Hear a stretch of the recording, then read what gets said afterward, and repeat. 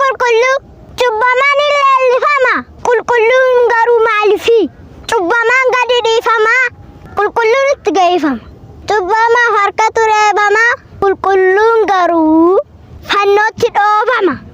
maaliif garuu waan saabeettu na dhiben bara waliin makaa qajeelaa salphisee jallataa ulfeessu hadhaawwaamoo dhandhamee mi'aawwaa busheessu dhaloota gidiraa bahee harka raasu kana keessa jirran rabbi nu haa baasu yaa obboloota koo waan hundaafuu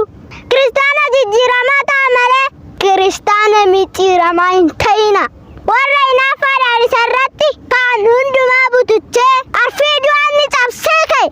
Iyyasuus Kiristoos nagaa fi araaraan mana keessa naa seenu baay'een isin jaalladha.